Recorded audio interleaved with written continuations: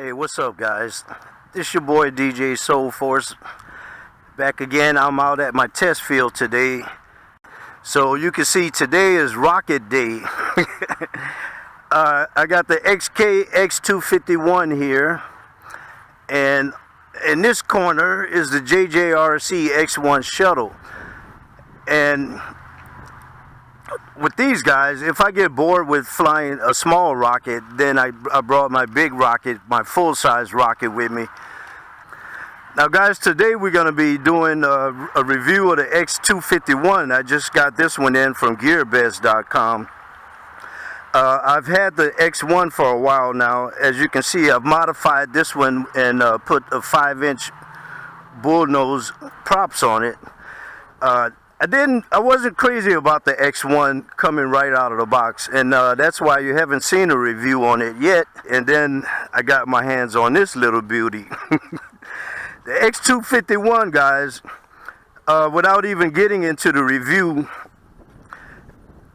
will put this quadcopter to shame. The X251 made me feel like I should have never bought that JJRC.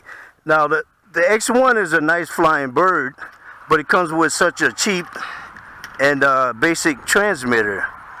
The X251 comes with a hobby class transmitter, and that's really the biggest selling point of this quadcopter, is that this transmitter is hobby grade and it is programmable. Hell, the transmitter worth over $100 by itself. Trust me, guys. I have several XK products, and this is by far one of the best that I put my hands on so far. The X251 comes with brushless motors, and if you put it side by side with the with the shuttle, you can see the JJRC has way bigger motors. But somehow or another, XK came up with the right chemistry to make these little motors and these little tiny props will outfly that quadcopter any day. Speed, stability, handling, and guys, I can't begin to tell you what you can do with this transmitter, and I'm not going to spend a whole lot of time on that. What I'm going to do is put a link in my video on the screen. It should pop up right about now. Go to Full Metal Heli's page and check out his video on how to do the settings and program this. With this transmitter, you can program this quadcopter to go from beginner's quad to a beast. When it comes from the factory,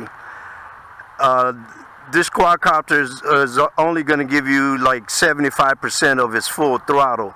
Or you can go into the transmitter and program some of the parameters, like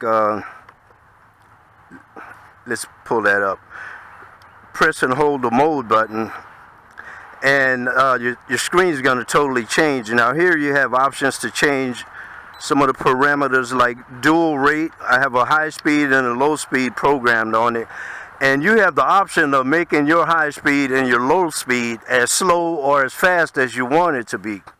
You can also change the expose. I don't suggest touching that unless you know what you're doing. The throttle curve, which is a setting for how sensitive your throttle is going to be, and they give you 5 different increment settings for your throttle curve. Now remember, the throttle curve can store 2 different settings, normal as it came from the factory, and flip that switch to activate your second setting on throttle curve, and you'll find you got yourself a whole different quadcopter.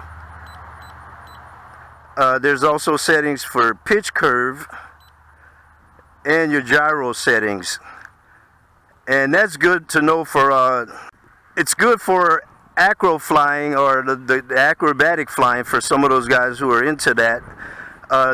This quadcopter won't give you full 100% acro mode, but it is good to know that you have 2 settings for your gyros. This switch here will give you a second settings for your gyros, and you can dial it down as far as 0%, but what I've been told is at 0% gyros, the X251 still has some factory built-in stabilization. So you can't totally disable the stabilization, but it's good to know that you can dial up as high and as low as you want the percentage of gyros, and with the flip of a switch, 2 different modes for that. This red button is to trigger a camera, and there's a camera port on the quadcopter. For me, actually, this is like take number 5, and I've been trying to get the perfect day for flying this quadcopter. I have done some flying with it, and I did shoot some video previously where this camera mount, which is right under the battery bay, will fit a lot of other cameras, almost any camera from the WL Toys series. I put my V686 camera on here and plugged it into that camera port, and this red button triggered the camera and recorded some video. And I'll see if I can splice some of that into this video.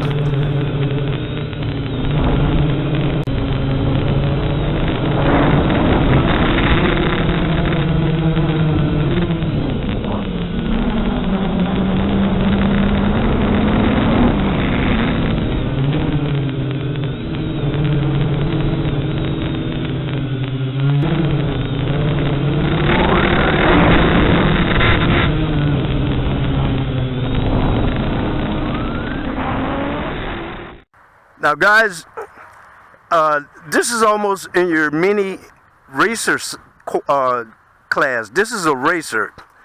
At the very least, it's a sport quad. So she's not built to take video. You can put an FPV system on here as well. That V686G camera that I put on here was a 5.8 gigahertz first-person view camera.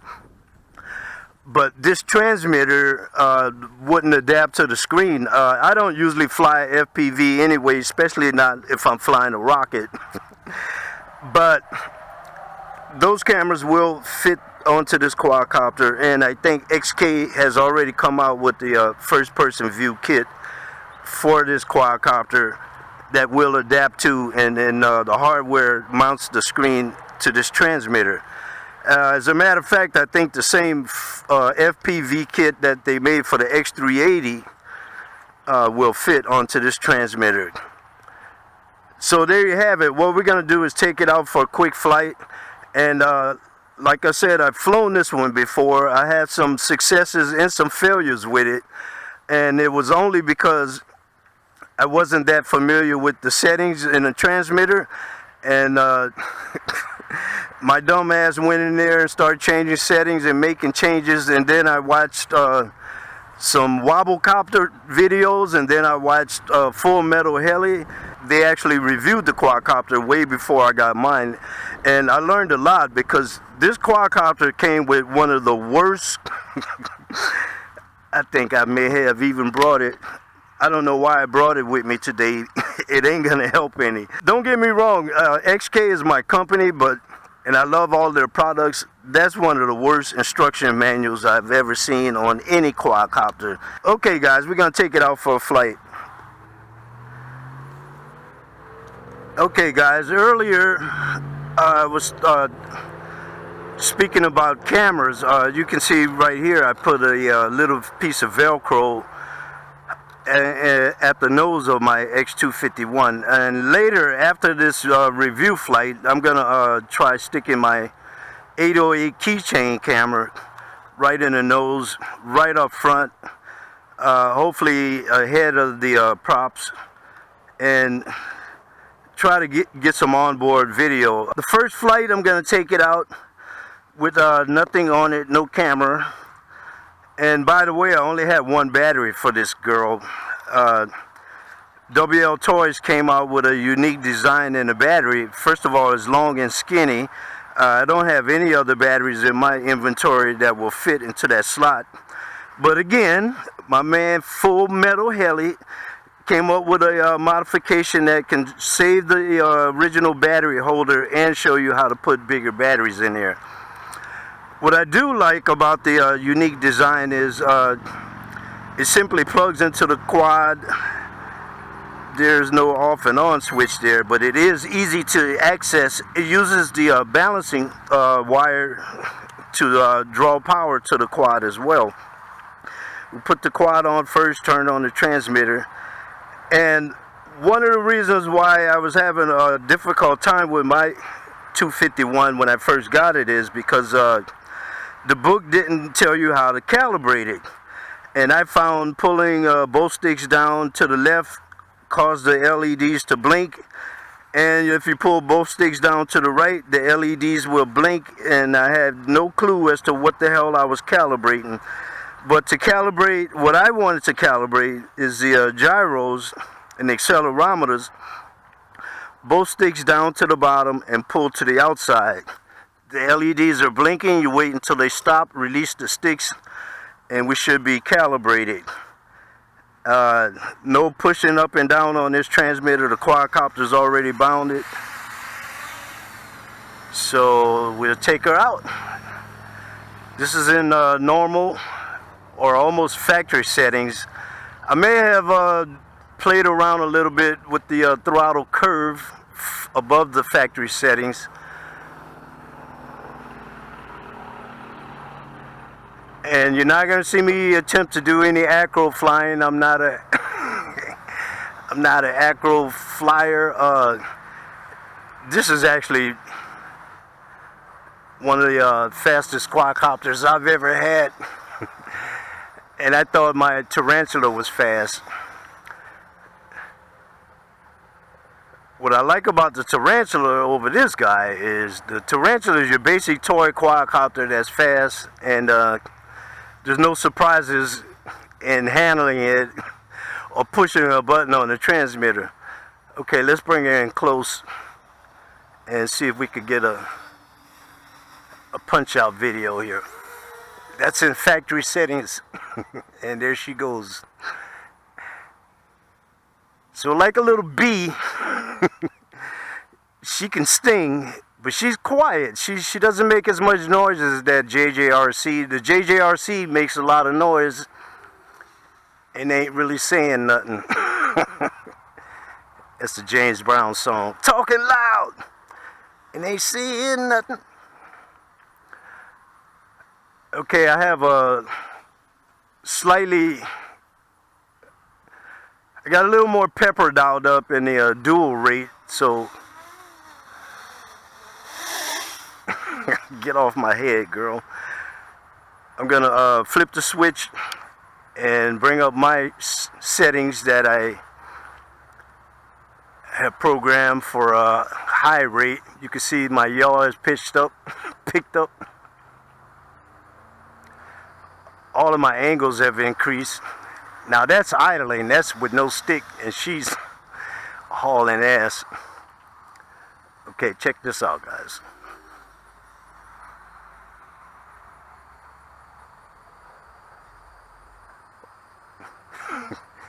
That's 150 feet in like 2 seconds.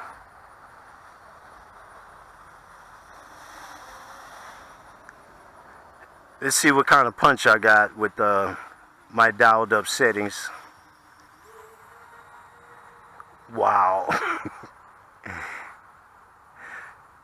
Now,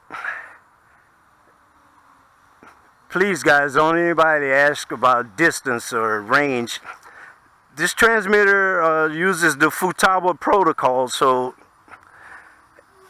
it's I think they promised 300 meters, which for us in America is roughly 900 feet or close to 1,000 feet. She's such a small quad, I'm not going to be doing any range testing out here and having to go in the woods and look for this thing, because I'm not going to find it. I'm going to flip the switch back to my normal settings. You saw it took a little dip right there because I have different throttle settings, percentages for my low rate and my high rate.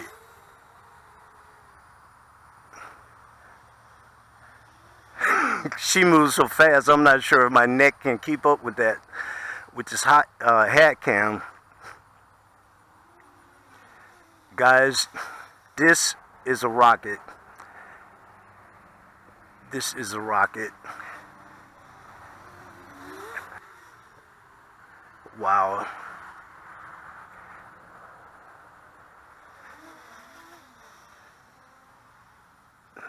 You could call this first flight, or this is first video, first review, take one, but I've flown her about 5 times now, and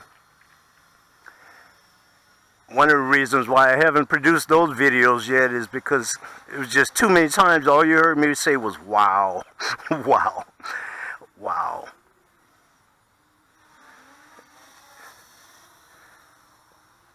So she got some pepper on it. I'm back in the factory settings, or the lowest speed. Actually, it's not the lowest speed. You could slow it down even further. She comes from the factory pretty much set to give any sport flyer satisfaction. And if that ain't fast enough for you, you just simply have to dial in a few buttons and take it up higher than that. I'm going to bring her down. I didn't set the timer on that one.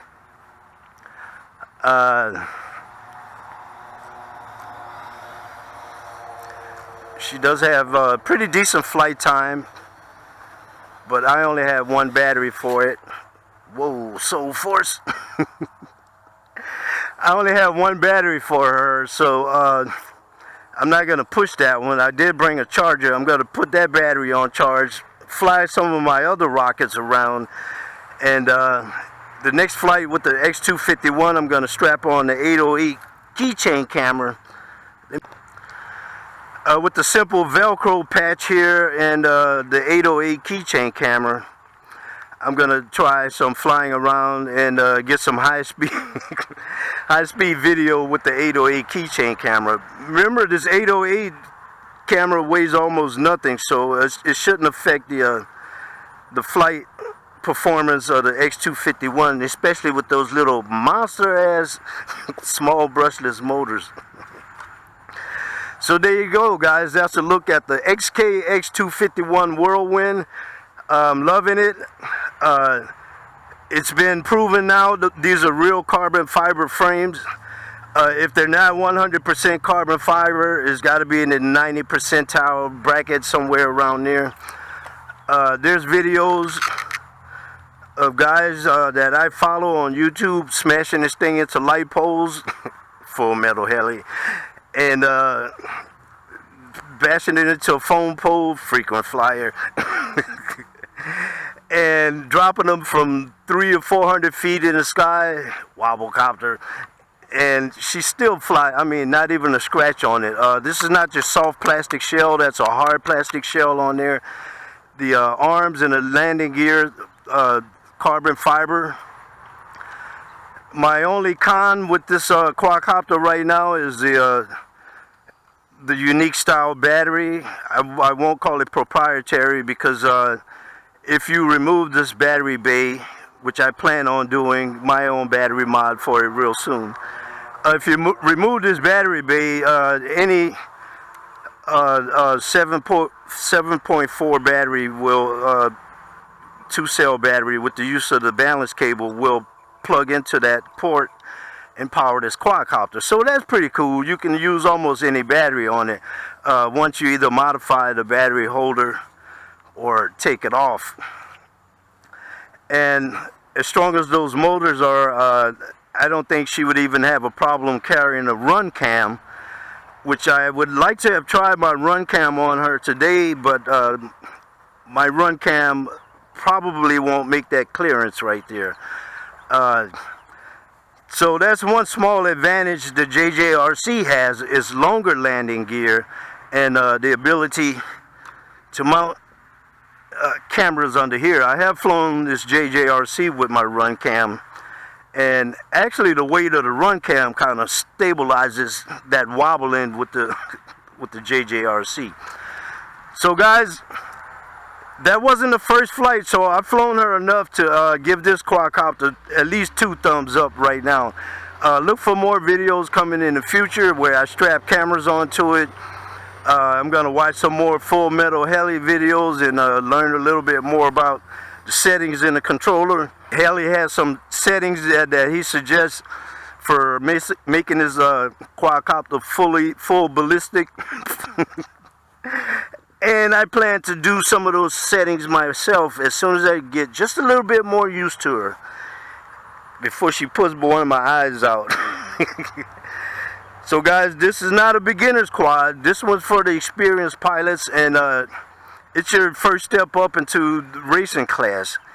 This your boy DJ Soul Force. I'm out of here.